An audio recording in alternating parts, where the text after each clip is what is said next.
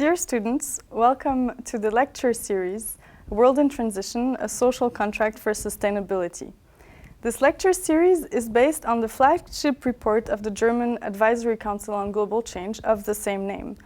And in the coming lectures, you will hear about the themes and goals of this report. And today, what we're going to do is just try to introduce this and the report in its context. And we have the chance to have with us Professor John Schellnhuber, who is the chairman of the German Advisory Council on Global Change, and he's also the head of the Potsdam Institute for Climate Impact Research. Thank you for joining us today, Professor Schellnhuber. Yeah, it's a pleasure for me. I wanted to ask you, just as a starting question, why did you choose, you and the German Advisory Council choose the idea of a social contract for sustainability?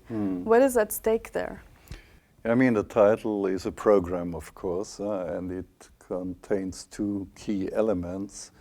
So on the one hand, sustainability, and I'll come to that in a few seconds. The other thing is the social contract. Now, the social contract clearly is a reference to Jean-Jacques Rousseau, the contrat social, which was a defining idea, at least, for the development of what you call the bourgeois society, modern democracy, all the things involved.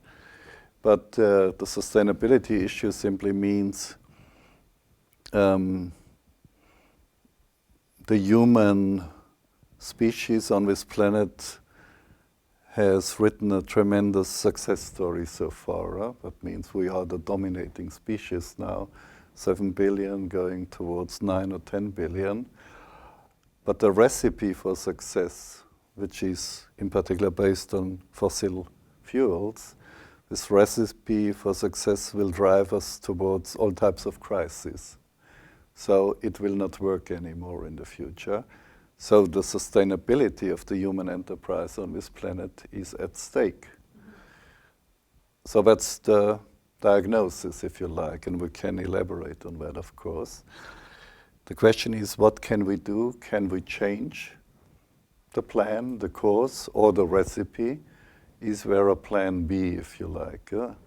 And that is about the social contract, and this implies already that the solution will not be the conventional one. Go to the Secretary General of the United Nations and ask him to create a document, and everybody will sign up.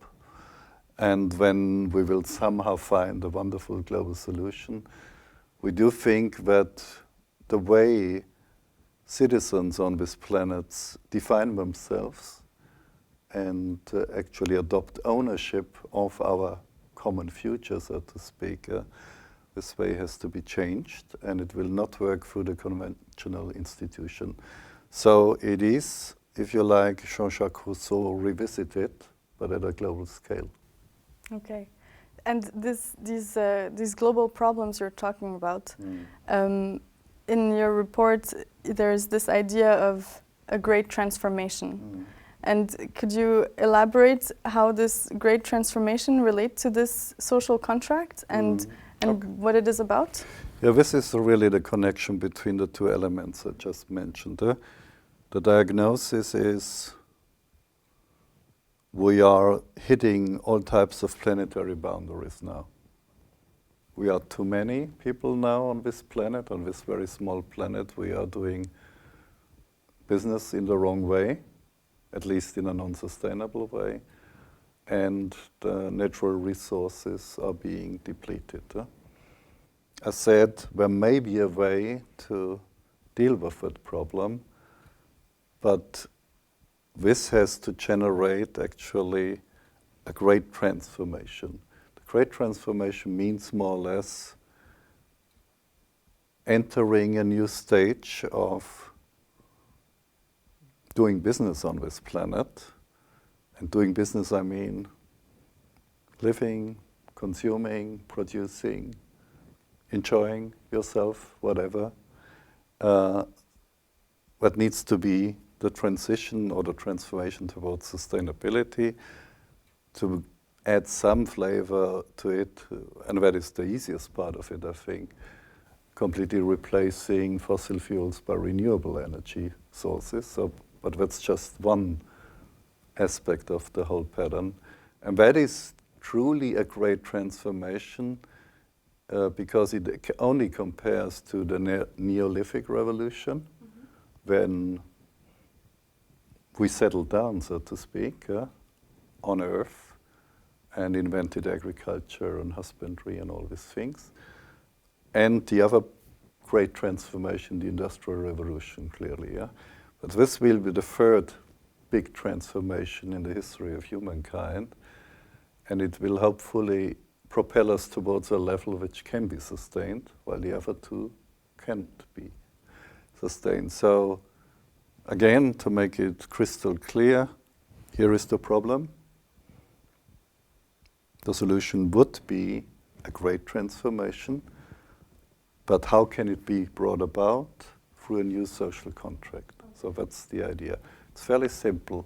It's an equation with 3 variables. So to get to sustainability, we need the great transformation. We have to undergo that great transformation. Which will lead to a new social contract. Yeah. And so you got it. Great. And when you were talking, the first thing I thought, yeah, we have gone through many changes in our societies. And then you mentioned the Neolithic revolution and the Industrial Revolution. What's different this time? Many things are different, of course. I mean, I studied the other 2 transformations in quite some detail. And of course, you can't compare them to each other.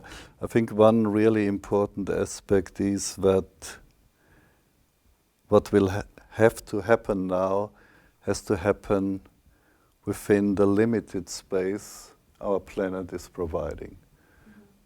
Because, you know, if you do an agricultural enterprise, say in the historic Middle East and so on, and, you know, the soil eroded, there was overgrazing, whatever, you could move on.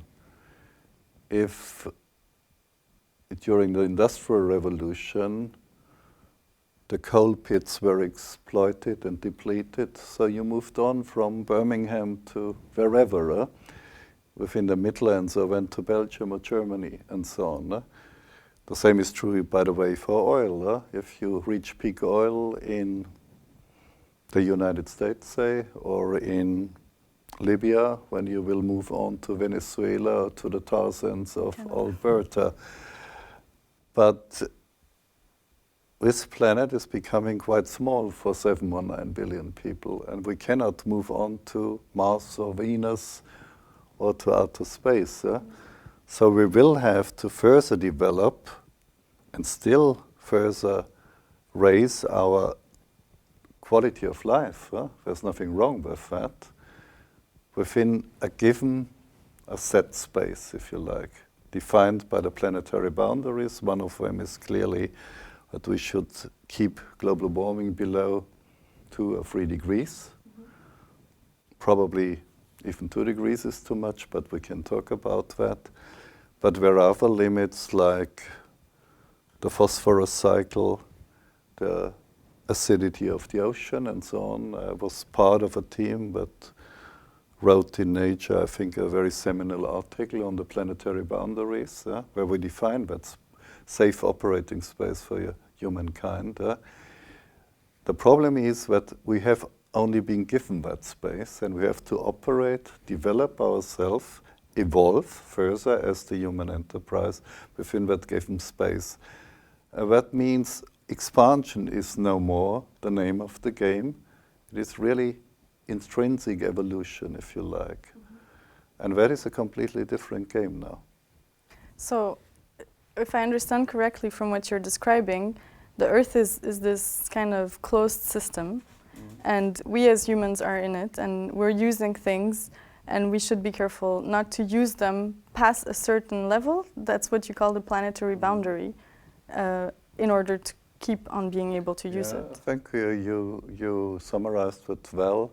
Maybe I give you another example. It is like, I mean, if you have a group of people in a fairly small room and they do not like each other, when there are several ways of dealing with that problem. You can kill each other, or you can just stop talking to each other, but it's preferable to killing, I guess.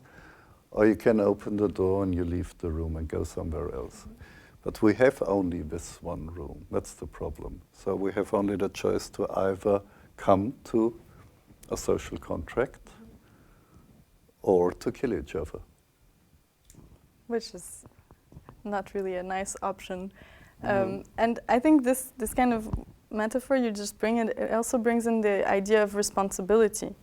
Because if we only have this one room, and nobody wants to get to that scenario you just described. Right. So you need to cooperate, and to cooperate in a fair way. And in this social contract for sustainability, there's also the idea that we will be more. So there's the idea that we have to be responsible for people who are not born, because we think of the human species as one thing. And could you maybe say how this social contract to sustainability addresses this issue of intergenerational justice? Now let me first say that even this one room where humankind is locked in is subdivided into many national compartments. That's the crazy thing. Yeah? We have just this room, and we are all breathing together in that room, and if you cannot open the window, we will all suffocate, so to speak. And nevertheless, we have all these national compartments, and even the people sitting here or there in different corners don't want to talk to each other. Also in that very room, new children will be born, so to speak, and we also have to take care of them. So it is a very, very difficult situation. Now, I'm mentioning this because when we talk about responsibility, it's a responsibility beyond national boundaries and beyond generations or across generations. You know, in the Rio +20 conference, the motto more or less was, or is, whatever you call it, the future we choose. But it's particularly the future we choose for our children and grandchildren, of course. So this is the responsibility you mentioned. It is a responsibility of rich people for people who are less well-to-do, and it is a responsibility for cultures, so to speak, to respect other cultures which are less well equipped for dealing with the fierce competition of the global market, and so on. So it's a multi-dimensional responsibility, at least across space and time. So that's the thing we have to deal with. Now, your social contract question, of course, coming back to that. Here we have to simply look into the development of this idea of social contract, contrat social. You know, the volonté générale versus the volonté particulière. And the idea was clearly in the 18th century, through the Enlightenment, where not just Rousseau, but other great thinkers, Immanuel Kant, for example, just to mention a German in this context, came up with the ideas how you could finally come to a peaceful society, where everybody has, in a sense, a room of its own, or his or her own, and where you could live in peace together. And the idea was clearly that we will sacrifice a little bit of our personal interest, hand some power over to a central institution, a government, which can be elected or can be just assigned, however, so that we somehow are able to live together without killing each other. Now, the idea of social contract at the global scale means that you have to come to an agreement, a contract, even with generations still to come. And in a virtual way, to come to an agreement with peoples, cultures, societies you will never meet. I'll give you an example. By emitting a lot of greenhouse gases, simply by taking the car or whatever, you are in the last consequence, sinking certain islands in the Pacific. You will never meet with people whose home you are destroying. The island may sink only in 100 years from now. It may happen also in 20 years from now. But the interactions are across the planet.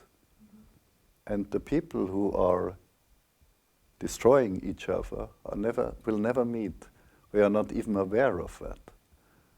So the new social contract has to break that anonymity, if you like, with separation. And we think that this can be done even through the new social media, for example. I think a virtual global consciousness has to be created, where you virtually communicate even with people who are not born yet. Sounds very abstract and very weird, but I think it's the only adequate response to the predicament we are in. Mm-hmm. So there's this social contract creates this responsibility towards other nations and towards other generations. First of all, it will create a consciousness. That we are all linked together on this small planet across space and time. That's the first thing. Once you have this consciousness, when you will either ask for institutions, global institutions that could really deal with the problem, or many self-organization activities will happen. So and these activities, they can take place at different levels, and I think that's something you discuss in length in the report. Right. It's also, you could call them instruments, or so what are the mechanisms, instruments, or activities that will steer us towards this global consciousness and responsibility? I think the global consciousness is the easiest part of it, because we have the internet and many other technical options to communicate with everybody, more or less. Maybe not with everybody in China, because there are certain firewalls even within the virtual space and virtual reality. But I think in the end we will be able to really connect to almost everybody on this planet. The next part is, will anything organized, self-organized, pattern or activities, initiative emerge from that? And give you an example for that, something which is self-organized and fairly strong. It's with 350 ppm organization. I think the shortcut for it, or the shorthand for it, is 350 org, something like that. I'm on the mailing list. I've talked to some of the people. This is a movement to keep global CO2 concentration in the atmosphere to below 350 ppm. That would be in line with the 2 degrees target, for example, which is more or less adopted by the nation states. And, for example, these were the people who were demonstrating in Washington, D.C. against this, pipeline from Alberta to Texas, or they actually raised so much public attention that Obama in the end accepted that solar panels were put on the roof of the White House, which I don't know how many people are involved. It may be millions, or just 10,000, or just 1,000, but they seem to be everywhere now, and in Australia, in Canada, in the United States, in Germany, and so on. So these are social forces emerging based on the consciousness, but using the social media. And these are informal movements, of course, but you could think of coalitions of such movements who could ultimately become so powerful that in a democratic election, a candidate would have to address them. And unless, say, Mitt Romney and Barack Obama would have to actually address that organization. Otherwise, they wouldn't get the final 500,000 votes they need to become president of the United States. This may be not a realistic scenario so far, but I could think of a future, maybe in 10 or 20 years, that without the approval of social networks and forces emerging there, you don't get elected anymore. So you have a very positive outlook on environmental activism and grassroots movement and kind of the bottom-up processes in the transformation. No, this is not I do not make any value judgment in a sense. I'm just talking about an option. Okay. I can see that something might emerge, that might become powerful, but it may be completely misled, it may even be manipulated, it may be flawed, it may have the wrong goals and the wrong means and so on. But it is a potential that did not exist 50 years ago. So we have to think of all possible options here. And what about the potential of the states? Mm-hmm. Because that's something that is discussed a lot in the report, what the state can do, what a proactive state is. And I would like to hear more about these mechanisms.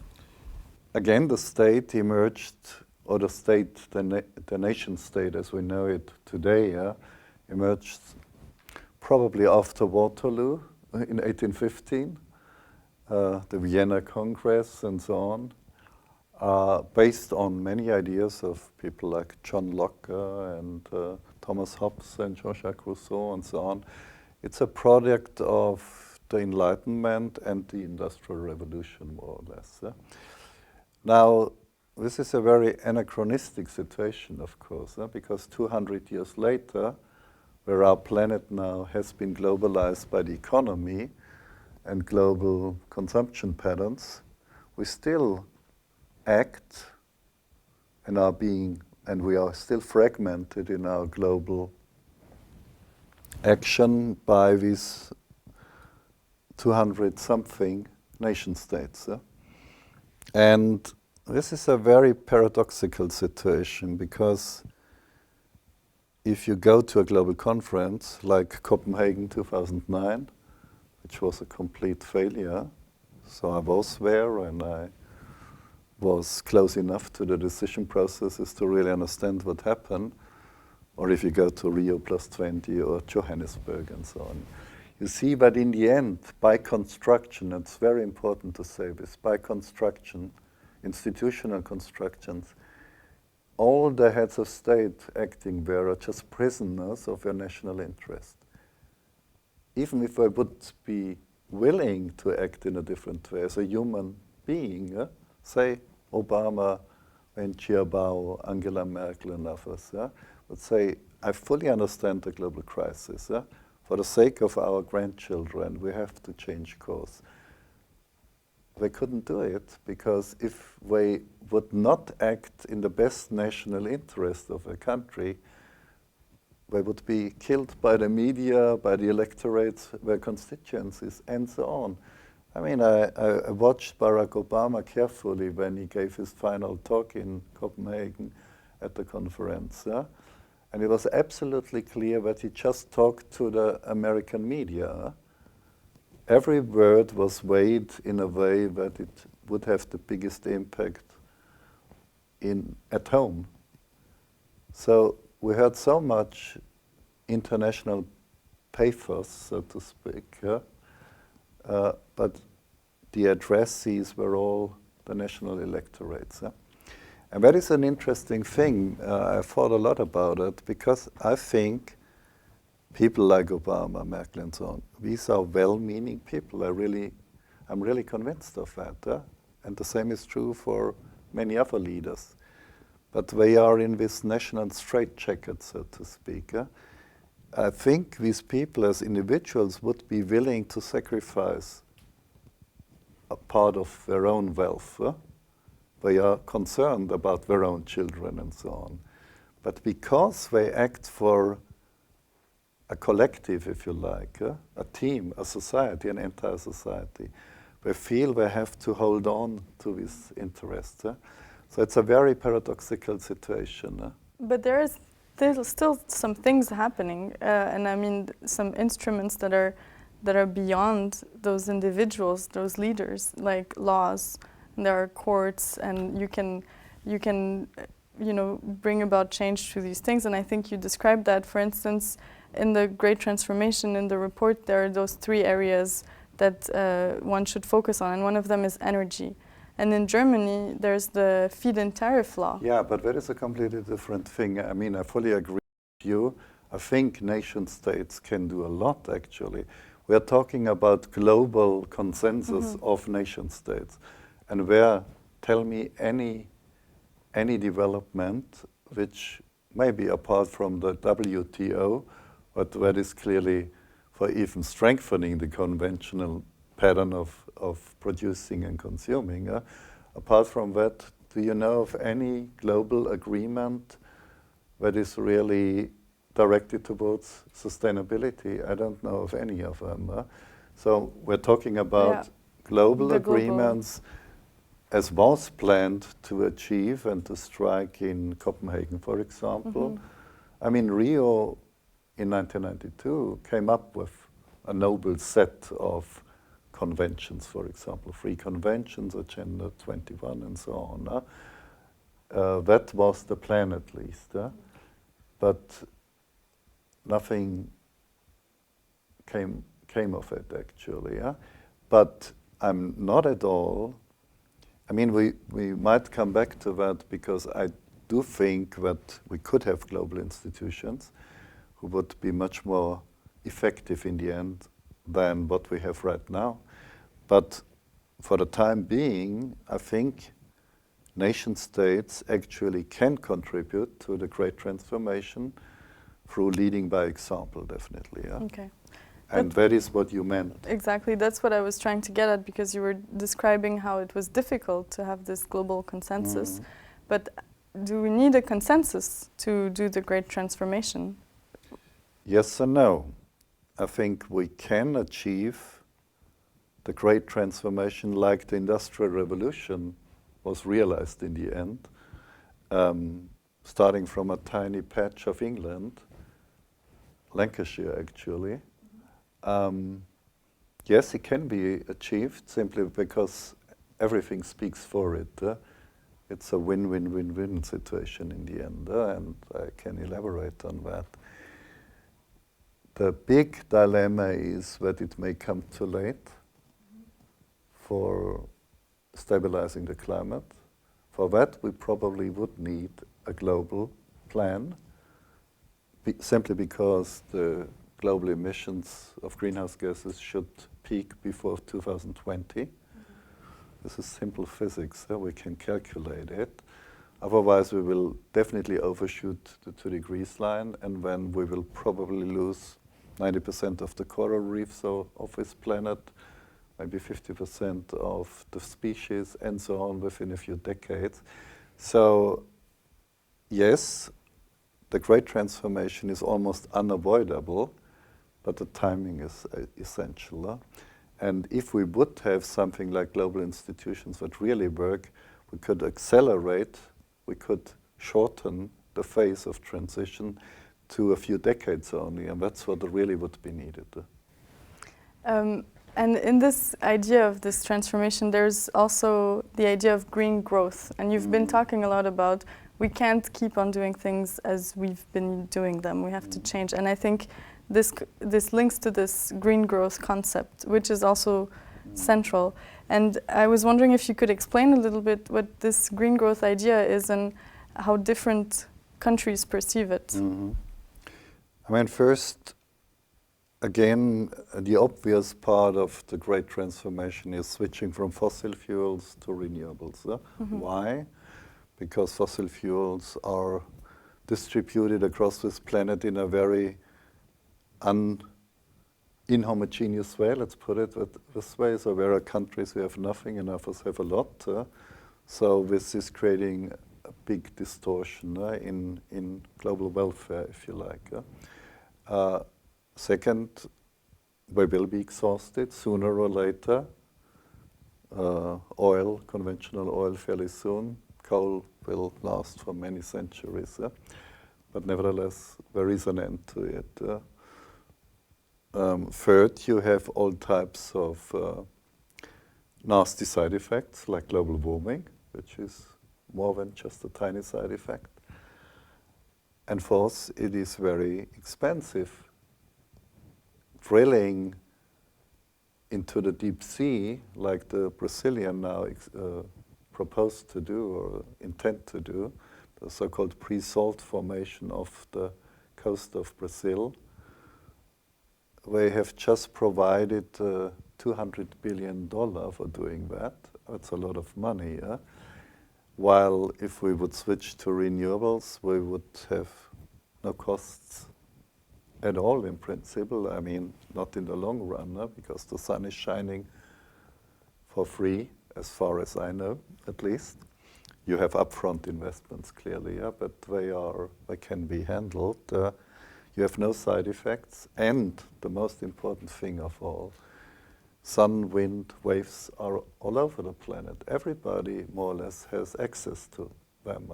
That's completely different from the petroleum sort of all crammed into the Middle East. So it is a win-win-win situation, clearly. That's why I think it will emerge, but the timing is really is extremely important. And green growth, I think, is maybe it's an oxymoron. That's one thing, but that is probably too complicated, so we will not dwell on it. I actually have given my own definition on that. I would say economic development, increase of prosperity for everybody is wonderful, but keep it within the limits of the planetary boundaries. So if you would say, yes, we accept a few what we call guardrails for the climate, for the biodiversity, for the ocean, and so on, then there's nothing wrong with growth. Growth, maybe even quantitative growth. But it would have to respect certain planetary boundaries. Now, the people, that's my definition, the people who have invented this term of green growth just want to serve two masters at the same time, the North and the South. Growth is the key word for the South. It means get us out of poverty. If you really look at a country like China, there are many rich people there, probably many billionaires already. So it is not precisely the right description of the state of affairs. The green is for the North, that means preservation, conservation, nature, sustainability. And so just satisfying the two hemispheres, if you like, at the same time is just cheap talk in my view. Mm-hmm. Well, if it's cheap talk, and it's also this kind of difficulty to talk at the global level, what you're just describing. And maybe we could move to the more national level to but talk. Before we do this, I'm happy to do that, but I give you my interpretation of how the world is really divided. It's not divided into North and South. Okay. As we all experience, if we cross the equator, there's no big wall. No, there's no wall. That was a joke. No, the world is divided in rich and poor. And that is the real problem. If you try to analyze the climate problem, it is the upper middle classes of China, Brazil, India, of course, Europe, Canada, Australia, United States, South Africa, and so on. Maybe 1 billion people who create all the problem, and the rest do not even have a chance to destroy the climate. They have no access to the resources. They cannot afford to drive a SUV or things like that. And the same is true for many other problems on this planet. So it is an international alliance of those who do business as usual and have a lot of profit of that, or accrue a lot of profit. And there is an international alliance of people who just try to survive, if you like, or lead a fairly miserable life, and certainly do not contribute to the global crisis. So it's not north-south against south, it's rather rich against poor. Wherever they're located. Wherever they are located. Which makes the problem more difficult. Which makes the problem, on the one hand, more difficult, but here we could think of a social contract between the have-nothing on this planet, the poor, because if we have access to, say, the social media, they could organize themselves as a new force on this planet, actually. And maybe that is the confrontation we will face in the future. But now to the national. Yeah, because I'm wondering, in the report, This Great Transformation, it describes the global process, but it also focuses on states and what states can do. And I think with every problem, when you look at the very big picture, there are many things that seem to conflict, but if you take a look at individual elements, then maybe they're easier to deal with. No, absolutely. I mean, in order to be a realistic, I just sort of sketched a global vision which may come into being or not, and it may not even be desirable. I'm just saying the future is open to many surprises. And this question of rich against poor, this question of ethics and justice, I mean, will have to be addressed. But if we just try to think in terms of the current state of the world, Realpolitik, as the Germans say, real politics, so to speak, then we have the nation states, and we have the global crisis, climate crisis, and many other crises. Now, of the 200-something nation states, 5 or 6 may draw the right conclusions and decide that they want to act and want to be part of this great transformation. Say a country like Denmark, a fairly small country, but if you go to Copenhagen, you will find many people riding a bicycle, enjoying themselves. They have probably the highest quality of life, at least in Europe. And they have just decided to completely go carbon neutral by the year 2050. Completely. The city of Copenhagen? No, the entire country. Denmark? Denmark has just decided. Okay. And that is, and nobody opposes to that. We all think this is a wise decision. So it's almost like a social contract between the parties and the citizens and everybody. Now Denmark is a small country and a small economy, and so let's move to Germany. Germany is the 4th biggest economy in the world, and in a completely democratic and legitimate way, Germany decided to phase out nuclear after Fukushima within 11 years, and to nevertheless honor our climate pledges. That means keep on decarbonizing our society. Now, if that works, if it turns out without destroying our competitiveness and so on, this will be a shining example for other countries. I guess Japan is extremely interested because they are in a similar situation. They will restart a few of their nuclear reactors, but public opposition is so strong that there will be an end to nuclear energy in Japan before long. So let's move on to the biggest of all countries then. So these were the pioneers countries, like the two examples that other countries will want to follow. But there is a third, at least semi-pioneer country, that is China, right? Okay. And that is the biggest of all. China is now not yet decided where to put all their eggs, so to speak, not in just one basket, in many baskets. But if China would come up in the next 5 years plan with the scheme, yes, we will we have tested many energy sources and so on. We find that the renewables will be our best hope when this will tip the global economy in the end, because other countries will have to follow. So yes, I do think that at various scales, nation states can lead by example. We are all guinea pigs. Germany is now a global guinea pig. Denmark is going to be a guinea pig, and even the big China is a guinea pig, a very, very big one actually. And if some of these experiments will turn out to be successful, then it will have an impact on the global course of affairs. But I give you one more example. I just met a very interesting gentleman from Qatar. Okay. So that is the biggest per capita emitter of greenhouse gases, and also the richest per capita country in the world. And this gentleman intends to completely transform agriculture in Qatar and later on other sectors of the country towards zero carbon. Mm-hmm. So they depend on water through desalination.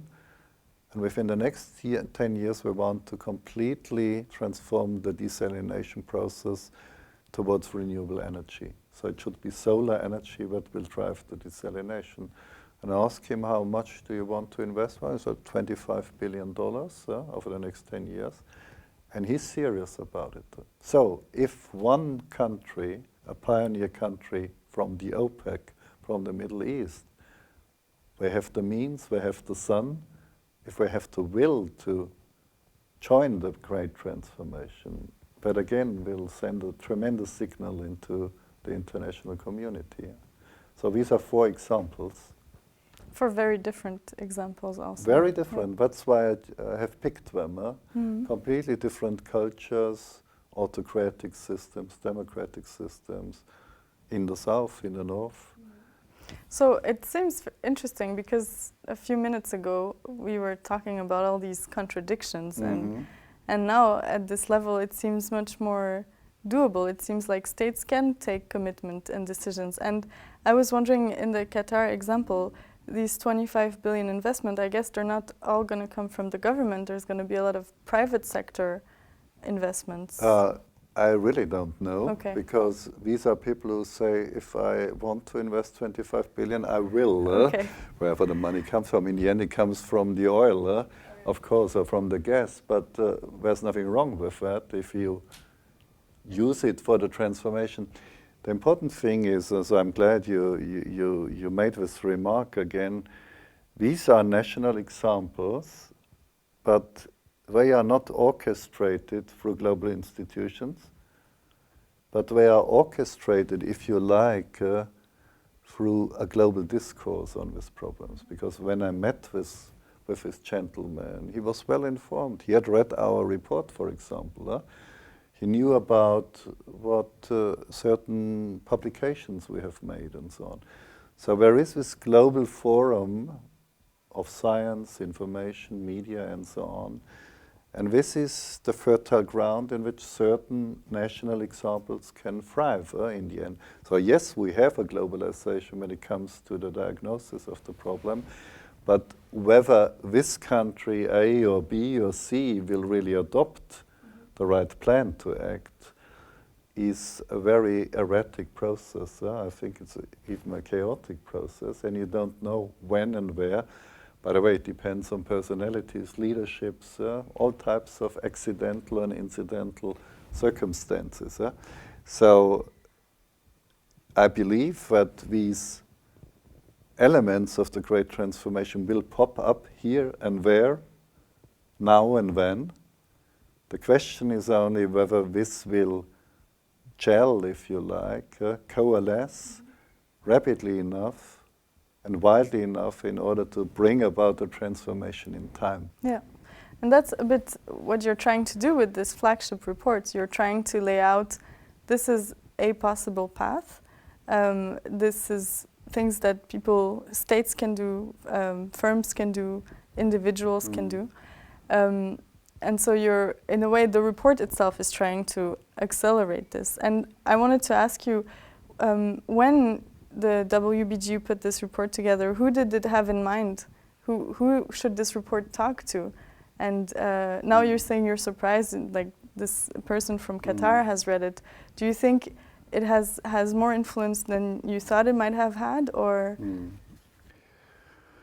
I mean, first of all, our job is, and this is a clear mandate, we have a mission to fulfill. We have a mandate from the German government to provide the scientific evidence how to deal with certain problems arising these days, climate problem, biodiversity, and so on. We are just advisors, actually. Yeah? We are not part of the decision making, to be absolutely clear. So the conventional thinking would be, yes, you put together that report, you hand it over to a decision maker, and then it will be put into a drawer and forgotten forever. But sometimes happens. Now, what we do is, of course, a dual strategy, and the government is very happy with that. So this gets published as well and put on the internet and so on. And when it's out of control, of course, a good idea is always out of control. People may adopt it. It can be can be like an infectious disease, actually, very contagious. And if it's a really good idea, it will pop up in the most distant corners again. So the proof is in the pudding.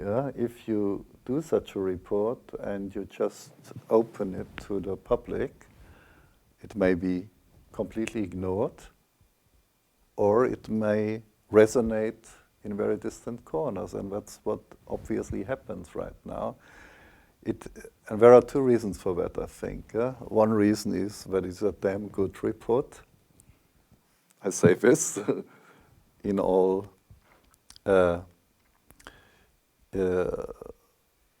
with all sort of decency I can provide here. The other thing is there are a number of really provocative terms involved, and that's very important. The branding of a report is important.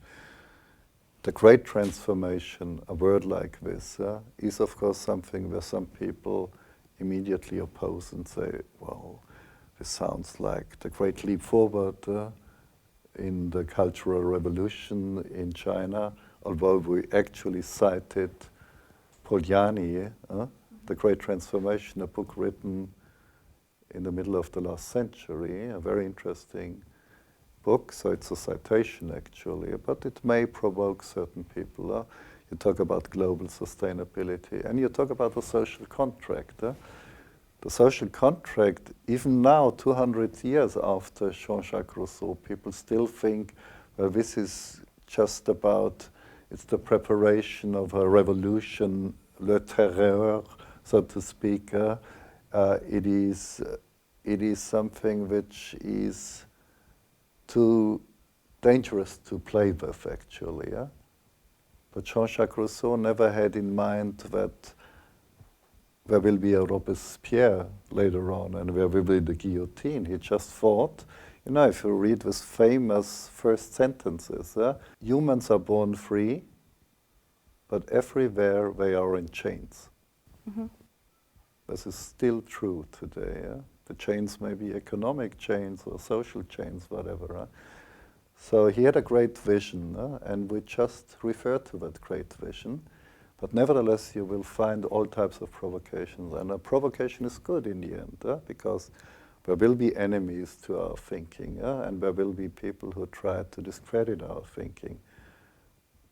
But there is a huge dialogue going on about it. And the people who are well-meaning and the people who are willing to read the real text will find that we have delivered a great piece of work. And the power of ideas, as I said, is amazing. Actually, the very German Advisory Council on Global Change was the body that instigated the 2 degrees target. which is now something like commonplace. A commonplace among the 200 or so nations. So the power of ideas is tremendous, but you have no guarantee that an idea will really unfold like that. You have to have 100 good ideas, and maybe one of them will survive, but it's worth. And so this report that people will click on the website and download and read, what does it say about individuals, how they can go about being part of this process? I mean, you mentioned at the very beginning of the interview this kind of environmental activism, but what about people who don't necessarily identify with activists? Because a lot, what you describe as this huge system where some things are wrong, like the way we consume, the way we do things. So how do you think people can go about this? And also not just people who live in Germany or in France, but also people who live in Mali or in India. Okay, let's talk about Mali later. That's an interesting place. But first of all, human beings are at least three-dimensional. They are behaviors. They behave somehow. You take a bike or a car. They are consumers. So if you go to a supermarket, you can have a choice what to buy. And they are voters in general, in many countries at least. But even in China, you have a certain influence on the institutions and so on. So you can pick the party you vote for. And that means individuals are, in the end, the ultimate sovereigns of our world. Just take the consumer. I mean, I recall very well the time when there was still this apartheid regime in South Africa. And when certain activists, certain individuals and so on started to say, you have to boycott fruit coming from South Africa or other products. It became extremely powerful. In the end, it couldn't be ignored by national governments anymore. And that was, I think, in the end, the reason why the system could not survive. They had all the military means and so on to suppress the black majority, but internationally they couldn't survive like this. I could imagine that consumers will understand that buying the wrong thing contributes to destroying the planet. Now, they may not mind for themselves, but they will begin to mind for their children, I'm absolutely sure. That makes a huge difference. And I also think in the longer term that in the voting, in democratic voting, sustainability issues will become an important element again. Of course, short term, the economy has to thrive and so on. No, we don't want to lose our money in the euro crash and so on, things like that. But I think this consciousness, the long-term needs will sink into our culture, even in our culture of consumption. So, yes, individuals can change everything if they are still willing to communicate with each other and to address the issues at stake. But again, it's a question of timing. I would be a complete optimist that the great transformation through individuals, through pressure groups, through the economy, we haven't talked about the economy yet, through nation states, even through the United Nations Secretary General, but this great transformation will be achieved. The only question is, will it be achieved in time? And the sense of urgency, that is one of the hallmarks of the German Advisory Council on Global Change. We always try to calculate when do things have to happen. So targets and timetables are absolutely crucial. And how does this link to the economy? You just said we haven't talked about it yet. Yeah, the economy is here like always, a sort of ambiguous actor, because on the one hand, I mean, I talked at Rio Plus 20 to a lot of CEOs of big companies, and they say, well, in the end, we have to make profit. That is the only goal of our company. But it may not be possible anymore to make profit if you are not also addressing certain issues of sustainability, because your consumers will walk away from you. So it's a lot about greenwashing and green branding and so on. That's one part of it. So I guess a number of enterprises simply want to keep their consumers happy. And if these consumers want green products, they will sell green products, of course. But on the other hand, we are now in a phase of transformation anyway, because there are these other options again in the energy system. Solar industry is quite powerful already, simply because you can deliver energy at prices which are already competitive. If you compare it to, say, oil you have to drill in the deep sea, which is very costly and very risky and so on. So there is already, parallel to the conventional energy system, I call it the fossil nuclear system, or the fossil nuclear complex, there are already big pockets of sustainable energy systems emerging. And they're becoming more and more powerful. And here, nation states, of course, by setting the right framework conditions, can, of course, strengthen these pockets and widen these pockets. And so you have a competition between the old industrial system and the new industrial system. And according to what you find if you study the history of industry and industrial developments, you need about 15 or 20% of the new system when it tips the entire makeup into the new state. And I think we are very close to that. So if a few of the big companies, like Siemens, General Electric, and so on, say, we are all for the new way of producing, distributing energy, or we are all in favor of building sustainable cities, or we are all in favor of closing the loops of production and consumption, then this may become the dominant mode of operation in the economy. It sounds from a lot of things you say that a lot of elements are already there. A lot of technologies are already there. There's already maybe not this, you also said the easiest thing to do at the beginning would have to have this global consciousness. So, and you have these pioneer countries which kind of set the tone and do the experiment beforehand. So it seems like lots of things are happening. And you were talking about Rio Plus 20.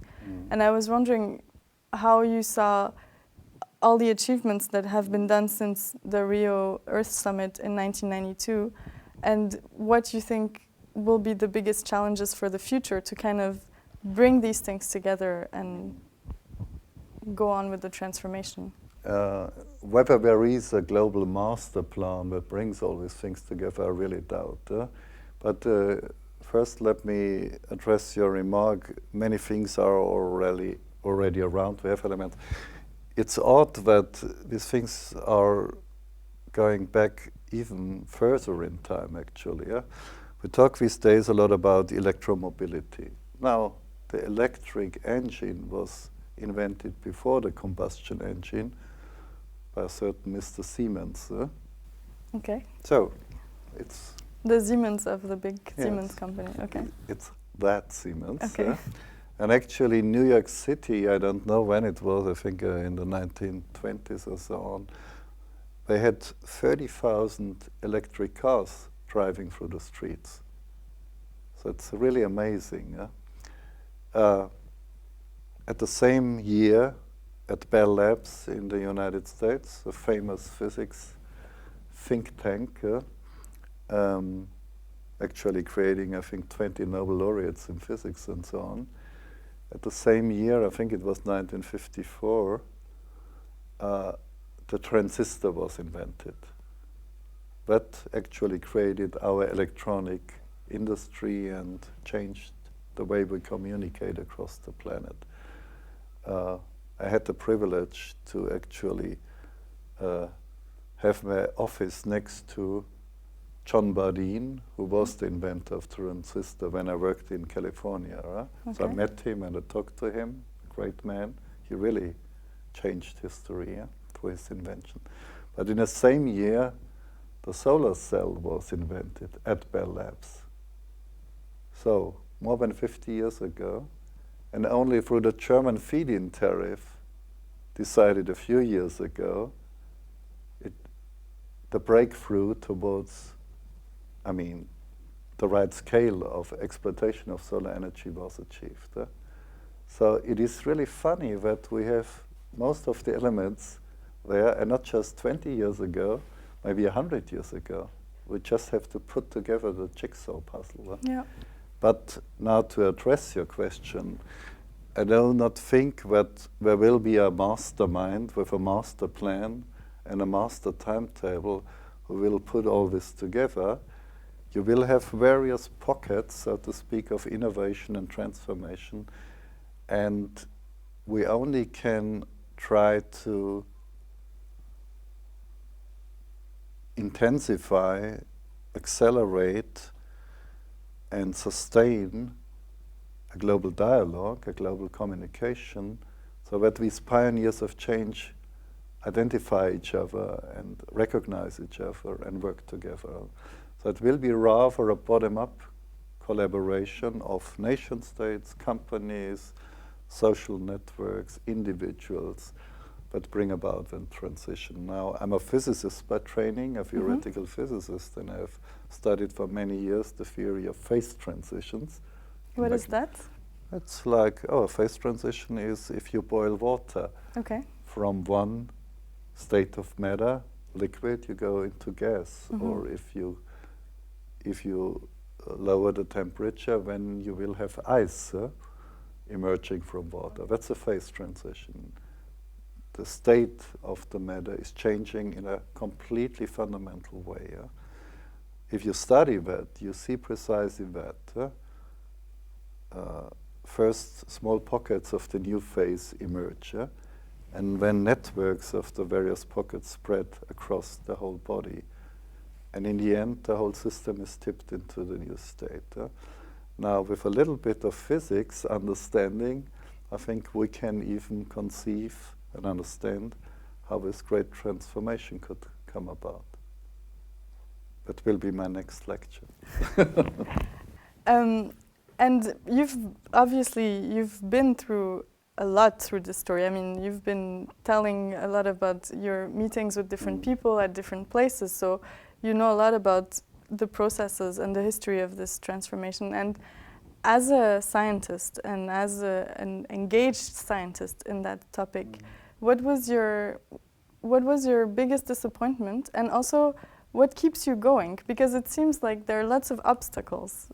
So I was wondering, what is... Yeah, let's start with the motivation. That's easier for me to explain. It's very simple, actually, because it's a lot of frustration. I mean, of course, I have my scientific successes. I mean, you get cited, you are acknowledged by your colleagues and so on, and which is based on very hard work, as you can imagine. But within the scientific community, you find many allies and many people with whom you can exchange ideas. So that's one thing. But nevertheless, you get frustrated if you are able to describe the problems to be addressed by decision makers in very clear terms, in very compelling terms, I guess, and nothing happens. But believe it or not, I have a 4-year-old son, and who is the sunshine of my life, clearly. And actually, I cannot stand the idea, the prospect, if you like, the perspective that I would release my son into a world that is going into chaos. So that is a very strong motivation. Biggest disappointment? Okay, let's be blunt. The biggest disappointment is the United States of America. Simply because this is a country I tremendously admire. I have worked in California twice in my life and have many friends who are in the Ivy League and at the finest institution of research you may find in the world. But it seems that the Enlightenment is at risk in the United States of America. The way the Republicans try to undermine, discredit the scientific evidence, and they get away with it, is really scary, I have to say. I think if the United States would find back to the course of enlightenment and the many wonderful things it has given to the world, then it would be much easier to bring about the great transformation. And on a more contextual note, I mean, we've talked about many topics now, and everything that we've discussed and that will be discussed, so everything you're fighting for your son and for all the other children of this planet, this is going to be watched by many students that are also going to read the report, read more readings, write exams. And I was wondering, what do you wish them for this lecture series? I mean, I had a very moving example or a very moving event when I went to Rio Plus 20. Actually, a group of young people interviewed me above the Atlantic in 30,000 feet height, so to speak. Were young climate ambassadors, as they call them. So school from Germany, people from Norway, people from Canada, together flying to the Rio Plus 20 summit. And I think they will return, not because of my interview, but because of the negotiations, were tremendously frustrated. So my advice would be, don't let the politicians steal your own future. Keep on going, keep on informing yourself, and finally, make the right decisions yourself. All right, dear students, this is what you're in for in the coming lectures. So we wish you the best of luck, and maybe to brush up some French words because you'll have to check in the Enlightenment again. Goodbye.